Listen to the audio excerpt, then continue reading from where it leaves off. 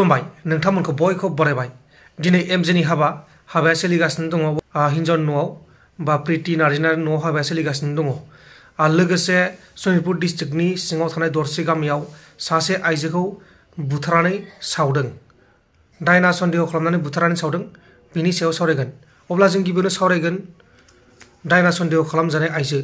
बे आइजोखौ साखाथिनि मानसिफोरानो बुथारदों आरो बुथारनाय जाथायाव लोब्बा थानाय गोबां सुबुंखौ पुलिसा हमबाय बे जाथाया जादों सनितपुर जिल्लानि सिङाव थानाय बाबारियाव सासे आइजोखौ दायना सन्देह खालामनानै साखाथिनि मानसिफोरा गाग्लोबनानै अरजों सावना बुथारदों बुथारजानाय आइजोनि मुङा जाबाय संगीता काटी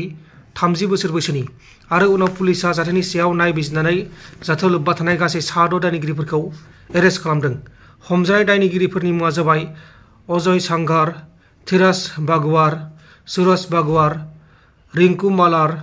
बायला सांघार आरो बाबुल नागदार बिसोरखौ हमदों दा बिसोरखौ हमबाय आरो दा बिसोरखौ जोबथेसालिनि साजा होनाय जाबाय बिसोर 6 सुबुङा आइजोखौ दायना सन्देह खालामनानै बुथारदों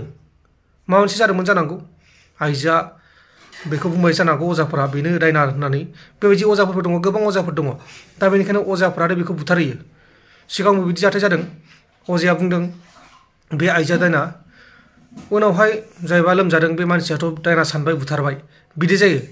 दायना बुंबाथाय सिगांबो जोंबो गियोमोन दाबो गियो दायना होनबाथाय दायनाया बुथारबाबो थैया बेबायदि होनना बुङो दायनाखौ बुथारनानै ताबिजखौबो हमबासो दायना थैनो बुङो फबबाबो थैयानो दायनाया बेबायदि होननाय जोङो जारिमिन खोनादों बा सल'बाथा खोनादों दा जियानो जादोला दानिया फैदो एमजेनि हाबाया सोलिगासिनो दङ वेस्ट बेंगलाव सोलिगासिनो दङ हिन्जावनि न' सोलिगासिनो दङ